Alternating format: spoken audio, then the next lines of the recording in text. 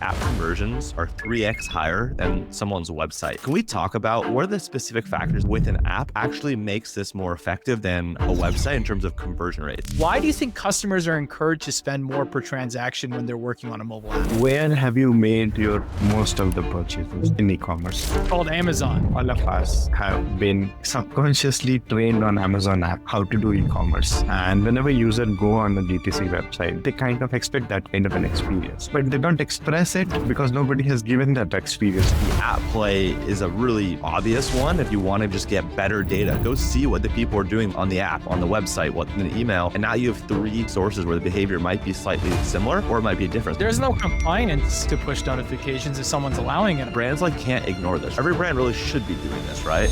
Come and tell me, I want to launch a mobile app, but I want to give a personal experience. And I'll say, okay, do you do it on a website? Easy counter, they don't build everything. So they're like, no, you know what? Why do I launch a web app if I can't give a personalized experience? Then when we launch an app, then we'll get use cases. They will have, if generally it started coming with conditional blocks. They will say, if there is certain cart size, I want to show this. If there is a certain item in a cart, I want to show this. Then I was pitching to a few larger brands. They will say, you know what? I want to show a different banner in US and a different banner in Canada. So and then I will say, okay, what is the delta on your metrics? And they will say, you know what? The Canada contributes only 10%. And then okay, are you able to do it on the website? They'll say, no, but you know what? It's an app. I want to give a personalized experience. I mean, that's the name of the game, Abit. That's what you should be aiming for. So I love it, man. We made it last week, and we have not gone all bazooka because we're just preparing material, but probably in a week we'll just start doing this. Cool. Yeah. Very cool. All right. You ready to shoot this thing? Let's do it. Yeah, I think I'm good. All right. 3, 2, 1. From the open to the click, they're the masters of the flow. Just watch your list grow and your leads turn to go. Did we retain you so far, or do we have to extend it? If you want results, you gotta send it. Yeah, you gotta send it. Yeah, you gotta send it. Yeah, you gotta send it. What is up, everyone? Welcome to Send It, where we discuss anything and everything retention marketing, specifically in email and SMS marketing in e-commerce. My name is Jimmy Kim, and I'm here with my co-host, Chase Dimond. All right, Chase. Well, you guys all watching the screen see another face on here. So I've got a very special episode here today. And the title of today's episode is called Unlocking the Power of Mobile Apps for E-commerce Retention. Today, we have a special guest. We're going to chat with the founder and CEO of Appru.com to dive deep into why loyalty-driven mobile apps are game changers for e-commerce retention. We're going to explore it through data. We're going to look at insights. We're going to look at how mobile apps simply outperform web experiences, especially what Abit was just talking about just a few minutes ago here, and how they can drive higher lifetime values and enhance customer data collection. This episode is going to be packed with actionable insights and strategies. So I want to go ahead and get started. Welcome to the pod, Abit. How are you? We had a very exciting day today. So all the SaaS founders, you always want to work on SEO. Yeah. So the SEO for the best mobile app builder. So we were today ranked first on the Google. Ooh. Congrats. And then we're okay, this is a surprise. Then we also checked on all all AI engines like ChatGPT. Then we checked on Claude, and everywhere Abit was coming at the top. So as a seed stage founder, it's a nice day. It's a nice feeling. You don't know how much of them will translate into demos, but yeah, it's a nice feeling. It's a good day for us. That's great, man. I love to hear that Appru is winning. In fact, quickly becoming one of the leaders in the e-commerce space. I would love to start off with a very simple question, man. We always love to hear a good story. And I'd love to know about your story and how you decided that you wanted to go into the mobile app space, man. Let's start there before we jump into the juicy stuff. So story is simple. I used to run a venture builder. We used to identify large TAM opportunities and incubate the business. So we will just put in a first check and work with the team to take them to series. So I kind of built one of the largest gaming business, and I was part of 0 to 1 journey. Currently it does 400 million gross revenues. And then I built another, we learned community group buying was very big in China. So we kind of incubated that model in India, and again took that business from 0 orders to 15,000 orders per day. And both the businesses were mobile first. Like we never had a website and we scaled everything on that. And since I was leading 0 to 1 journey, there was always a challenge. Like we'll never use paid marketing dollars. We'll use referrals, community methods to acquire new users. It would be generally word of mouth or a referral. So that helps us figure out optimum strategies for growth using mobile app and figure out lowest cost of acquisition and return. So as a team, I learned about that. And then both of my co-founders, they have built tech stacks for Walmart, McAfee, Kroger. So we come from a mobile first marketing background as well as build scale tech systems. And that gives us a very unique insights into how we can just translate that for DTC ecosystems, especially in Shopify, where mobile penetration is still less than 3% and app as a channel is still underutilized, underexploited. Love it. Yeah, let's talk about that. I know the first question that all of us marketers are probably asking, right, is the whole mobile versus web. And I know you sent over a bunch of great data. And one thing that stuck out to us was you guys' data shows that app conversions are 3x higher than someone's website. That's insane. Like that's so incredible. That's so powerful. So can we talk about like and unpack this really? Like what are the specific factors that you feel like with an app actually makes this more effective than a website in terms of conversion rates? Would you mind going into that? Yeah, simply. And like, I'll just like begin here that Jimmy was asking what was the inspiration for starting the company. So we kind of interviewed 5-6 large DTC brands and few marketeers, including few big billion-dollar names in US. So we figured out that all of these brands had a mobile app and they were kind of, those apps for them contributed more than 50% to 60% of the DTC sales. When I asked to the marketeers, the fundamental insights was that the conversion rates on an app versus web is 3x to the website. And when I say website, it's a combination of desktop and web. And then when we delve deeper into that, they said, you know what, there are 2-3 factors which comes into conversion. And then these were like primary insights before we started building the company. So first was the bottom of the funnel retargeting for the app users are free of cost. So if somebody downloads your app and gives you permission for push notification, you can keep engaging with them till they make their first transaction. So that was one. Second is load time. So typically on an app, we see a load times of 3 seconds, and which is load to interact. For any of our websites on Shopify, generally the load to interact times are 8 to 12 seconds. The third part is personalized experience. On app, we can configure a different journey for a new user, repeat user. We can configure merchandising based on location. We can configure banners based on past purchase history. And the third is like apps are uniquely designed for conversion rates, whether it's search, where you can store local data, and whenever people click on a search, you can show them a search landing page. When you go on a cart, you can have a cart where you can easily find out coupons and apply them. And then the checkout experience is also optimized. So all these factors leads to a higher conversion rate for that. Yeah, dude, that makes total sense. And in the beginning of this pod, you were talking about how you guys had figured out how to create more on-site personalization for your mobile app. I mean, it sounds like not only is it because you have this mobile app, you can take more of that data and inject it in real time because you have a device that you really know who that person is 100% of the time, because when they're opening that mobile app, they're identified because it's an app ID, right? Is that what we're thinking about? So generally, the way we identify users is through first-party data, which is their email ID. So typically in app, we use multipass login. So it's kind of a faceless and a passwordless login. It makes sense. And it's very easy to identify who they are then. So generally, like we see 25% on an average login rate, but brands can optimize those login rates is through login prompts, the way we have like a banner prompts on the website, which works very few of the times. And then in app, our brands have more than like 50% of and that changes the game. Talking about that, obviously, then you can start thinking about spending habits and average order values ultimately, right? So another fascinating insight that you shared with us with app users is they tend to spend more with the user, right? And you're seeing that because obviously you can see when the mobile app is transacting dollars. And for big brands, that's a big deal because if you can increase the revenue per order, you can increase the dollars. So what do you think, and why do you think customers are encouraged to spend more per transaction when they're working on a mobile app? I'll ask you a counter question. Sure. Where have you made your most of the purchases in e-commerce? What is that name? Name it. It's called Amazon. Is that the answer you're looking for? So I'm not looking for it. Is the answer. It's not a fact. I'm not giving you a leading question. That's a fact.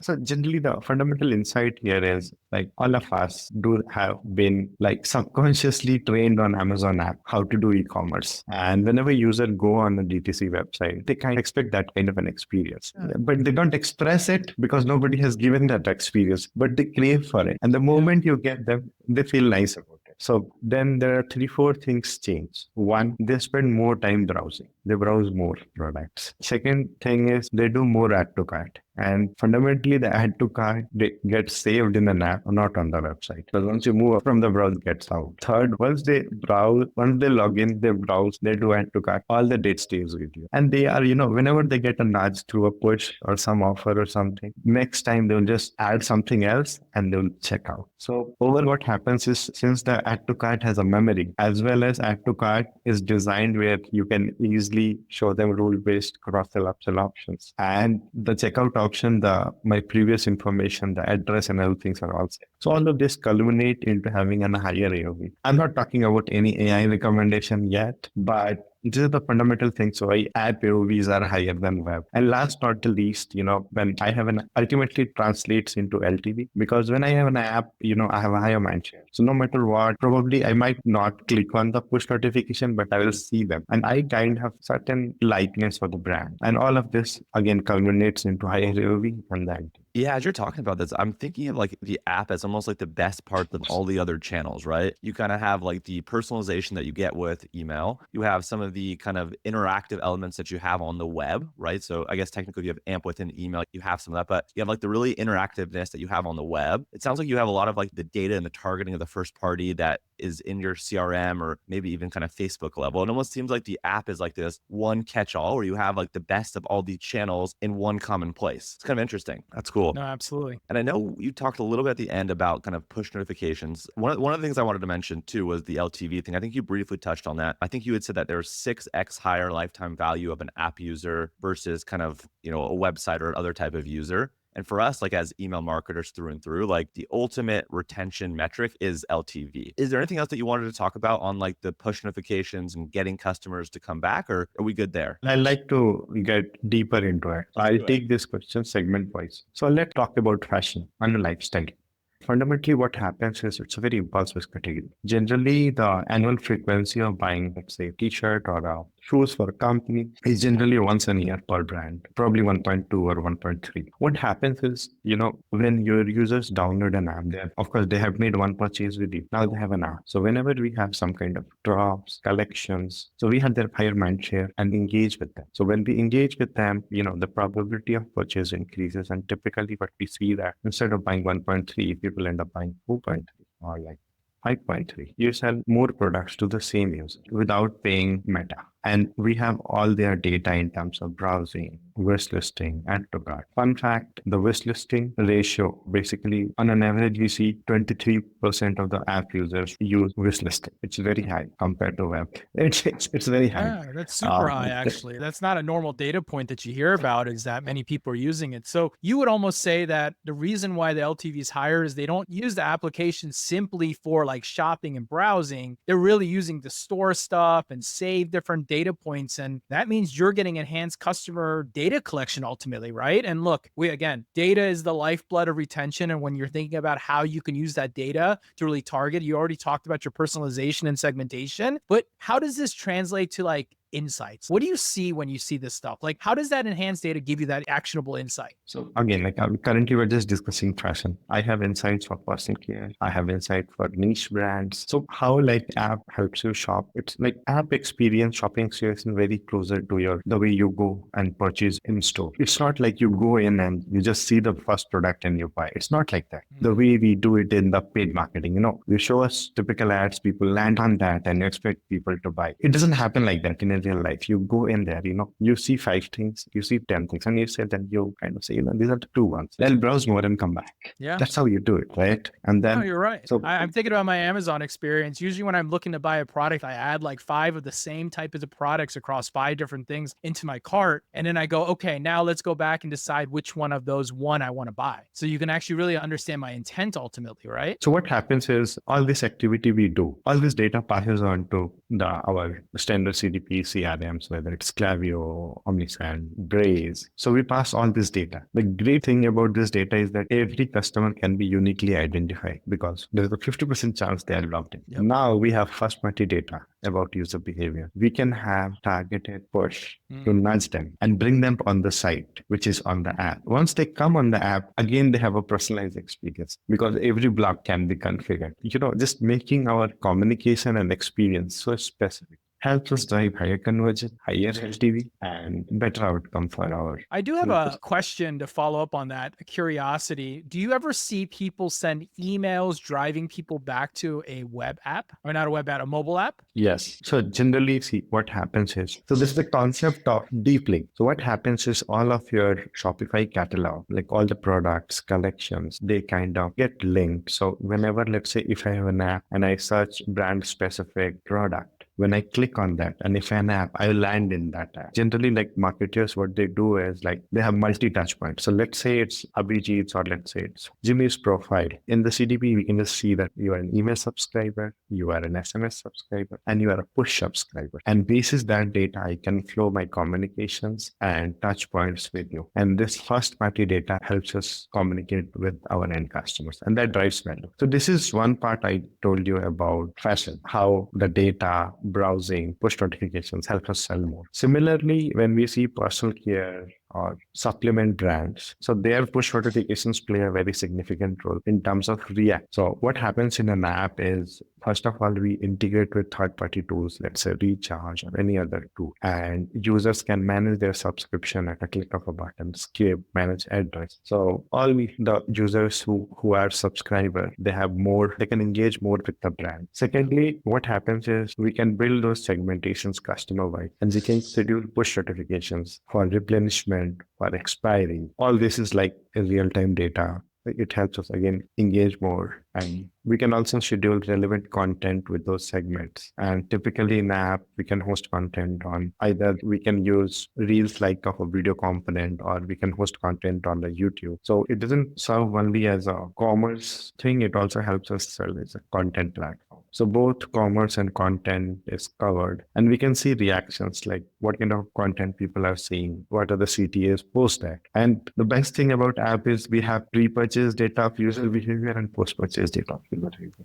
That doesn't happen any other place. Special thanks to our sponsor, OmniSend. They're an all-in-one email and SMS marketing automation platform built specifically for e-commerce brands like yourself. They make it super easy to engage your customers, drive repeat sales, and create those seamless, personalized experience that we talk about all the time on the podcast. And they have over 125,000 e-commerce merchants around the world, and it's no surprise why. They're best in class, and they have an incredible track record. They actually have a 4.8 stars out of 5 from over 5,800 different companies and reviews on the App Store in terms of Shopify. Merchants love them for their powerful features, their intuitive design, and their really easy ability to unify email and SMS strategies that are going to boost your conversions and engagement ultimately. So if you want to take your SMS and your email marketing to the next level, check out OmniSend. They've got the tools, the automation, and the expertise to help your brand grow and thrive. Go over to omnisend.com to learn more and let them know that we sent you. That's so interesting. I think that as you share this stuff, I obviously see your enthusiasm for mobile applications, is no doubt. Chase, I think you were talking about ROAS and incremental revenue. Tell us about that, man. Yeah, and one thing I actually was thinking about too right before that on the data piece is, outside of all the app benefits directly within the app of the increase in spend, the increase in AOV, the increase in conversions, it also almost feels like it's a really great opportunity for enriching the data of your other sources, right? Passing the data from the app back into the ESP for email and SMS, like it almost feels like those channels are going to probably see lifts as well because the data is so much richer than it was otherwise, right? So it almost seems like the app play is a really, obvious one if like you want to just get better data too, right? It's like, go see what the people are doing, what's on the app, on the website, what's in the email. And now you have 3 places and 3 sources where the behavior might be slightly similar or it might be different. So I feel like there's a huge learning opportunity about all your guys' subscribers and customers just by how they interact within the app. Do you see people using it also for those reasons, just to beef up and improve like their data, insights and aggregation? So generally what we see, I have already mentioned that we see 45% 50% of the login rates. Yeah. So I'll take you through the funnel. Let's say 100 people download an app, and we can, using flows, we can easily have our login rates to 45-50%. Then what happens is, let's say if our web conversion rate is, let's say, percent or a 2%. On an app, generally we see, and when I see that conversion session to purchase. But the rest of the users, which is like, let's say 44% of the users, they have not purchased yet, but we have their data. We have passed on to on our Klaviyo or any other tool. And from there in, we can just start our email retargeting journeys. The interesting stuff is whenever people log in, we also take permissions, and which is like people opt in for email marketing or a newsletter. Second thing, what happens is app is integrated with our Meta and Google. So integrate Meta SDK with an app. All app events are passed in there. And what happens there, that remaining 44% of the users who have not transacted yet logged in, let's say other users who are there who have not transacted, that data is being passed to Meta real time. We can build custom audiences there and retarget them again. That gives us a ROAS uplift because those users already in the funnel and they're retargeting. So one is like, of course, you can retarget them through Meta for new users, as well as we can retarget them through push notifications.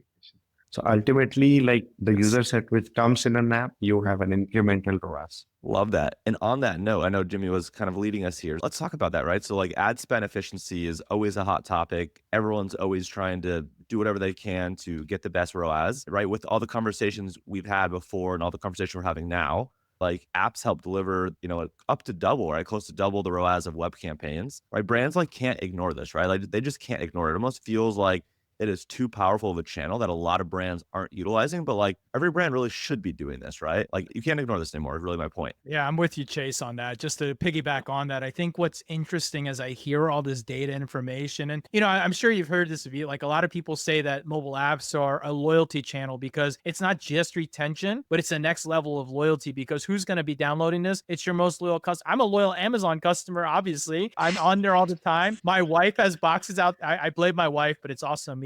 Like we're out there, we're ordering and stuff. And what's funny, as you were saying that question earlier, and I was just thinking about it, when it comes to Amazon, it's the only app that I'm willing to order from without a problem. When it comes to a DTC brand, often I jump on the web and I jump on a PC or a computer to go order because I don't have the trust of the same mobile app experience, because the mobile website app experience doesn't feel good always. You know what I mean? It's a little botchy. It doesn't feel smooth, but they're really built for a web. When you're built for mobile like Amazon is, and I'm assuming anybody who's using someone like AppBrew, is that you're going to have that really good experience ultimately. And that's what it feels like, right? And that's probably why you see an increase in incrementality. You have a real app that's built for the experience, for the customer, with personalization, that has my loyal customers coming back and trusting to make that purchase. Would you agree with that? Like we were the last one in the market to start building mobile app for the DTC brands. And we saw a lot of gaps like in the existing players who were trying to offer app. And we believe like they didn't do like justice to app as a channel, and probably like it didn't scale.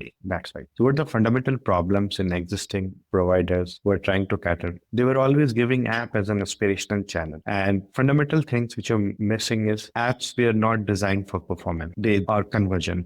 Most of the integrations which were required to connect app data with web data or the meta performance were not in place, or even like CDP integrations were not in place. Third, nobody worked with the brands to get maximum out of an app. So generally, whenever we work with an app, so initially, anybody who launches, they need to see the highs. And the highs is, and can we take 15-20% of the sales of the DTC through the app using organic ways? So how can we get organic downloads? Can we show that the conversion rate is really 3x? Can we show that AOV is incremental? Can we show that login rates are higher? So basically, when we work with brands, we generally focus on the app outcome. And as a company philosophy, we work on an outcome rather than an aspiration. And it starts with hitting 15-20% of the sales through the mobile app and hand-holding the brand. Once they do it, then they're like, okay, the conversion rate is really working. How can I get it on Meta? If it's converting fast, I want to do it. Then,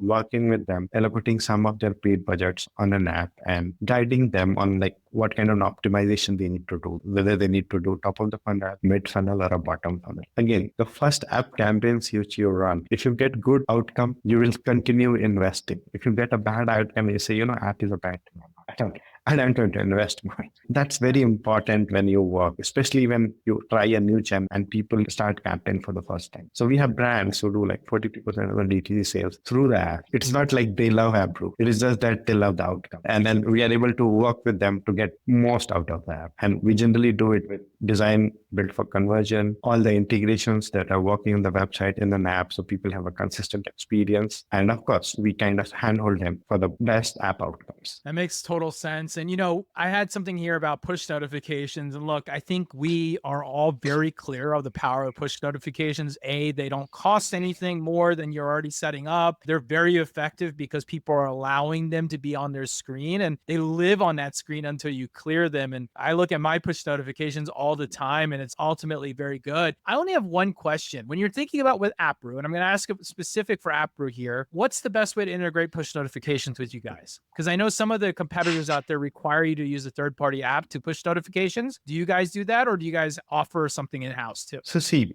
globally, the push notifications are powered by Google Firebase. So any third party, the fundamental tech is built on the top of Firebase. So even if it's Klaviyo, Braze, anybody else, everybody is built on. So we directly integrate with Firebase and our push notifications are powered by that. And since you have spoken about push notification, I love to share interesting stats. Yeah, tell me. I love learning about new channels. Chase and I talk about new channels all the time. Tell us about some of the stats that you see in push notifications for sure. So what happens is like if 100 people download an app and it's mandatory for App Store and Play Store to ask for a permission to send push notification. Generally, we see like anywhere from 60% to 70% opt-in rate. For a few brands, it can be lower or some can be higher. So generally, let's think of it on a median, we see like 60-65%. But as a brand, if you are having a mobile app, you want maximum people subscribe to push. And generally, like we have devised strategies where we can incentivize users to subscribe to push, just like we incentivize our users to subscribe to email and SMS. Another interesting fact is the push subscription information is stored locally in your mobile phone. We can target users who have not subscribed to push and show them a pop-up in their app whenever they start for a browsing. And it can be as simple as, just subscribe to push and get 5% discount on the next purchase. And using this simple flows, we had seen like a 3% higher subscription as push notification. This is one thing, like making push notification as a powerful channel, because more users, more push notification, more channel diversification. We generally encourage brands to leverage data and integrate with third party like Klaviyo and other tools, OmniSend and other tools to send push notifications. But as AppRoo, we also provide this proprietary information wherein like users, even the mid-market or the SMB brand can leverage push notification at the click of a button. We also have built proprietary flows like new user app onboarding, add to cart, search-based, wishlist-based push notifications. So brands doesn't need to just depend on third party and they can use AppRoo directly. I love that because I know one of the big competitors, you have to use only one tool and one tool only. It's definitely a problem that's in the market. And I love that you guys have like really embraced the fact that you might want to use that or you might want to use yourself. But ultimately, and something I've never knew, all pushes are owned by one company. I didn't know that. I always assumed that everyone was making their own channels or something like that. I didn't realize it was that straightforward. What's up, guys? I'm excited to talk to you about our sponsor, AppRoo. AppRoo is for brands that are scaling. A great way to add loyalty and retention is to launch a mobile app for your store. And AppRoo can help you drive conversions and growth with performance-driven mobile apps. With AppRoo, you don't need to worry about the lengthy development times or coding headaches. They make it really easy to create an app that connects to your customers and drive sales. In fact, they're trusted by some of the fastest growing e-commerce brands with focus on delivering fast, responsive, and beautiful apps that enhance customer engagement and retention. Please go check them out at approo.com and let them know that Jimmy sent you. And when we are talking about push notification, I also wanted to share more insights how the push performance works. So generally, we see that people claim a lot of things. And basically, these are myth busters. So I see a few platforms, they kind of, if anybody has subscribed to push, they show this data. And typically brands see that and say, you know what, I have so much push subscribers. But actually on those platforms, on those competitors, the type of data show, the number of push subscriber means nothing. You can have have millions of push subscribers and probably you have less than 100K monthly active users. So you cannot send push notifications to the people who do not have your mobile app. I think it's very important to just share this fundamental insight regarding push notification performance. So generally what happens is, let's say on an average, 100 people download an app. And again, I'm just referring to 100 again, because I just try to it's easy math. make it easy math. And then on an average, like 60 to 65% of the people will subscribe to push. Whenever brand sends push notifications, all those 65% of the people, all the push notification will be ultimately sent through Firebase. We can use any tool, it will go through Firebase. And the people who are eligible for push and receive push would be like 90% of them, probably 80% of that, which is again, like I'm talking about 65%, probably we would be able to send push will reach to 55% of the people. And those are the people who will see the impression. And after seeing the impression, probably the click-through rates would be anywhere from 1 to 3%. Sometimes it can be even low as 0.5, but it can be even higher, 5%. And why it will happen, it's again depending on the message, of timing, all the things which is applicable for mobile, like emails and SMS that will apply to push. But these There's are no like compliance. Is there? There's not real any strong compliance to push notifications if someone's allowing it, I'm assuming, right? yeah, it's very consensual, right? You just select it. It's a concept. There's no time and stuff like SMS. You have to go from like 8 a.m. to 8 p.m. in the US, for example. But it sounds like with push, if you want to push at like a midnight and you're a really Gen Z brand, you can drop a shoe drop at midnight and get people on there because they're waiting for that push ultimately. Yes. Again, like let's say a few people, like I generally see apps as an exclusive brand outlet, and few brands run like app exclusive drops, app exclusive sale, especially like push helps to build that FOMO. So you can have a ticker in an app and, you say, 2 hours you are going to launch. You just start that anticipation. You send a mail, you send an SMS, you start a push, and everything leads to like more engagement and more sales. And then you can control user experience. You know where you want them to land. Yeah. Exactly. No, that's really cool. Cause I was thinking about my brand. When I went to brand, we used to do clothing drops, right? And same idea. Before drops were a drop, we used to do it because it was a way of limiting and controlling our inventory. So we would drop every Friday morning at 12:01 PST, which was like 3 a.m. I'm just imagining if I had a mobile app and we did really well on the website, I could only imagine how much faster that would be in today's experience versus what we did on the web, right? I think even today, if you look at like the drop culture in this market and the clothing environment, especially, like, why wouldn't you have a mobile app if you're a drop-based company? It actually is the best way to have a great experience because, website's cool and people are going to order, but what's happening right now? Bots and all these things are coming up and cluttering it up. If you have a favorite shoe drop and everyone's buying them just to resell, but imagining a mobile app would probably game change and make things a little bit more fair, actually, where people won't be able to game the system the same way. I don't know, Chase, have you ever, I don't know if you do any drop-based stuff or you've seen any of that, but like, how like the bots will come up and buy things before you have a chance to get in there? I'm just imagining this would eliminate that problem and it would really get the product in the hands of the users and not create that frustrated user experience that I've seen in this market. That's sick. I love that. Yeah, that's really cool. All right, I'm going to jump to this last question because I think we've already kind of gone through a lot of these things, but the one question that I had, and I think this is something big because Chase and I talk about AI all the time. And I know generative AI is, people have different opinions and different things, but let's be honest, man, like AI's here. It's going to continue to grow. It's going to continue to get better, man. What do you have exciting coming down the line for AppBrew and how you think about how AI can be used inside of apps? Shopping assistants and dynamic content obviously are very important. What else are you guys thinking about? So we are already executing two things which matters to end consumer and the marketers. I'll discuss two of this. The third one, which is very development specific, I'll not talk about that AI.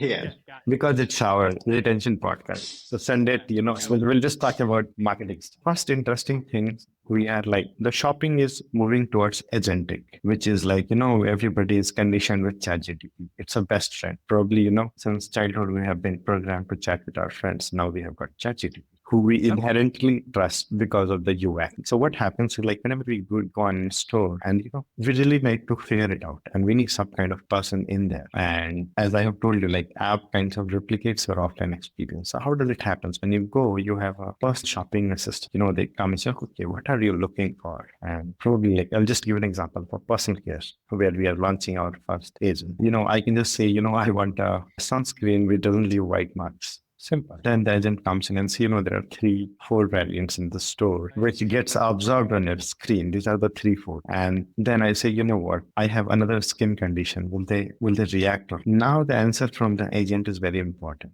The agent will say, probably you have to talk to your dermatologist. As per the data available, I do not see any reactions generally. And then it will all. So the point is, when you get in store, it is very hard to train a human regarding all the product content, how it functions, how it will work. What we are doing it like we are ingesting all the data from PDP pages, then all the blog pages. And whenever the shopper goes in, he can just chat unhinged, and that unlocks a lot of unstructured data. So the end outcome is of course sales. Once you have some recommendation, you do purchase those products. So you create a card and people can purchase and get out. But the type of insights is opens in terms of how your users are interacting with the brand, what kind of pain points they are looking at. Can we leverage that data for your communication? Can we leverage that data for our email marketing? And can we leverage that keywords to figure out new product? So this is the kind of agentic thing. So that's one. Second thing, what we are also working is, you cannot build everything by yourself. Even in the agent which we are building, the front end, we are a platform where brands can configure their agents. You just ingest your brand guidelines, your website, and on the back end, it would be Claude, it can be Gemini or anybody else. And then,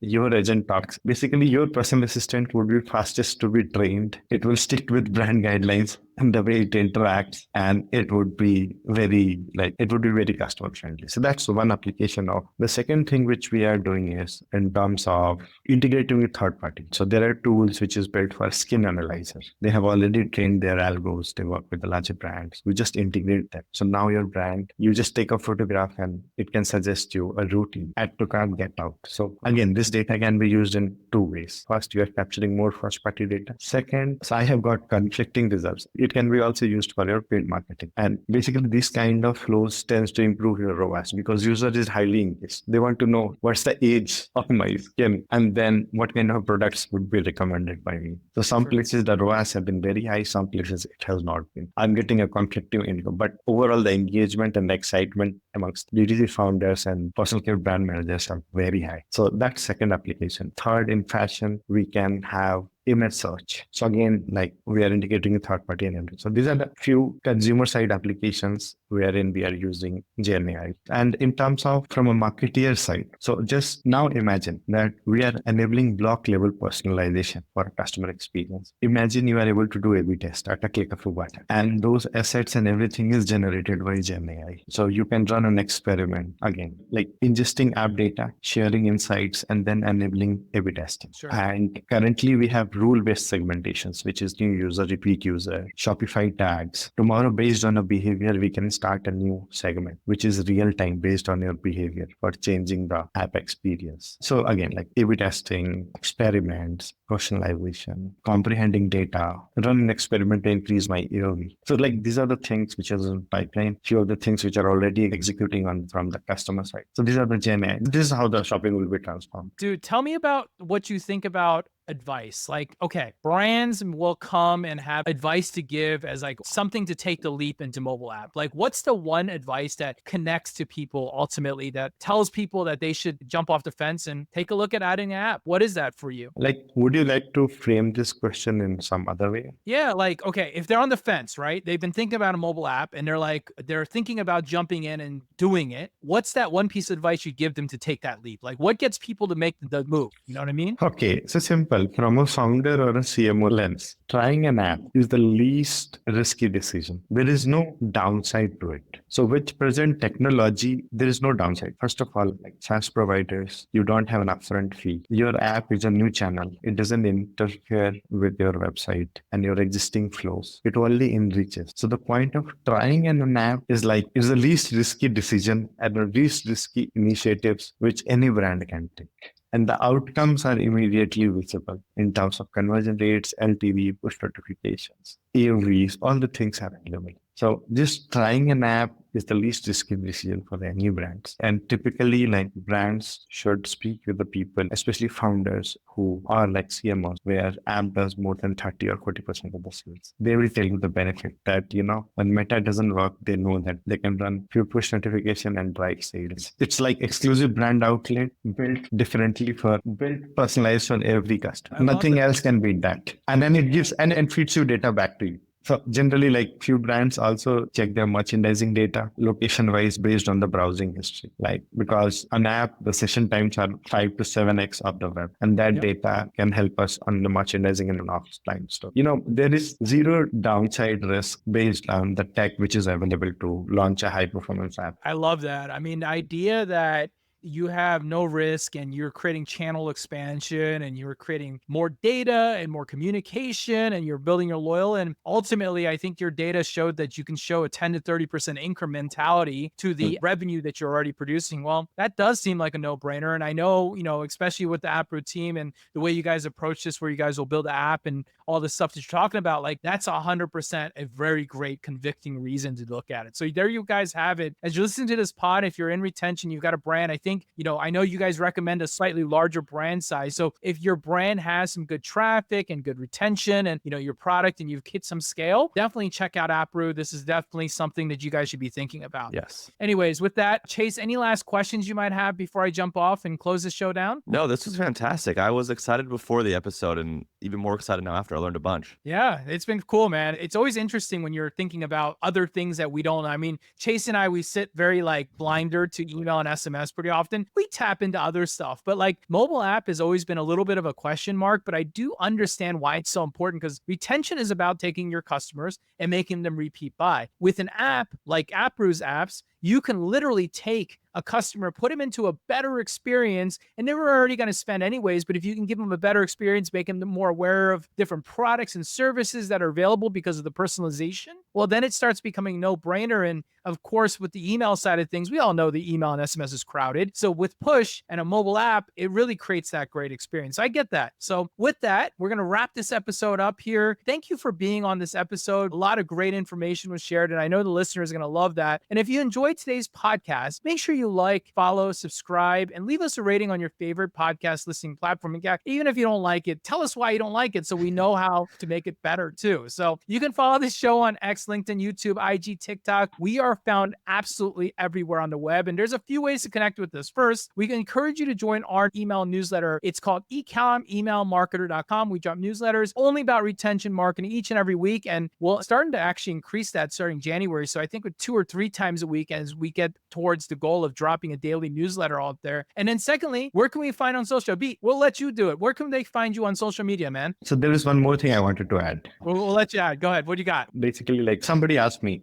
what's your biggest problem? What's your biggest problem as Abro or a platform trying to provide mobile apps to the brand? And the biggest problem is the story. May not be the better channel than email and SMS, but it is equally good. And having that story reaching to the brands is the biggest problem we are trying to solve, because app penetration for an D2C is less than 2.5%. And that is the fundamental problem we are trying to solve. Well, I think part of it, and I'll just be honest about it, Abit, is I think that there was a market training that has occurred by another SaaS provider really leading that. But I don't think that SaaS provider has very deep roots in mobile. They don't really know mobile that well. They were creating an app because they thought it was cool, where you're coming from games, which to me, in my opinion, if you can make it successful in mobile games, you can make it successful in anything mobile, because that is the hardest thing to create adoption around experience and getting people to repeat. Because if I look at the mobile games that I play today, man, the ones that I like, I'm logging in every single day to play. And there's definitely no doubt about that. And with that, I think the biggest opportunity is actually what you just said. If there's less than 3% of brands that have actually adopted it, there's a huge market and opportunity to be a first mover, right? Consumers and customers aren't going to have 20 fashion apps. They just aren't, right? They're going to have 3, 5, or 10 maybe in specific categories. So if you're listening to this and you want to move fast, go be the app of choice for your guys' subscribers and customers. They're not going to download yours and 100 of your competitors. They're going to download yours plus maybe 2 or 3 others. So go download it today. We've seen with everything, whether it be ride sharing apps, whether it be this app, that app, first movers have the advantage. Go get your app today. It's that simple. That's absolutely true. All right, Abit, tell us where they can find you on social media now. First of all, it was great talking to both of you, and think that you are the best guys to take this story out. And you can find me at Abhijeet, it's my handle on Twitter. Looking forward to connecting with you and sharing more insight on You're mobile commerce. also on LinkedIn too, right? We just looked you Yes. up. I'll put the show notes in the show notes how to spell his name exactly because I know it's a little bit tough. So we want to put it down there. Chase, dude, how do they find you on social? Ecom Chase Dimond, or just look up Chase Dimond on social. I'm on most platforms. Very cool. Well, we want a special thanks to you and AppBrew for being a sponsor of our pod. We also thank OmniSend for being a sponsor of our pod. Thank you guys both for being here. Guys, next week, when we come back next week, we are talking about the future. Now that 2024 is going to be done, we're coming back into pod in 2025 with the next one afterwards. We're going to talk about the future. We're going to talk about what we saw in 2024. We've got all this data that we're going to be handed to us, and we're going to review that data, talk about 2024, make predictions about 2025 because, well, I mean, we want to predict some stuff so we can look back at it in a year, but we're definitely going to have to start thinking about mobile apps a lot more this year as we talk about that and we just start discussing that. With that, guys, thank you for being here on the pod today. We'll see you on the next one. Cheers. Thank you. From the open to the click, they're the masters of the flow. Just watch your list grow and your leads turn to go. Did we retain you so far, or do we have to extend it? If you want results, you know you gotta send it. Yeah, you know you gotta send it. Yeah, you know you gotta send it. Yeah, you know you gotta send it.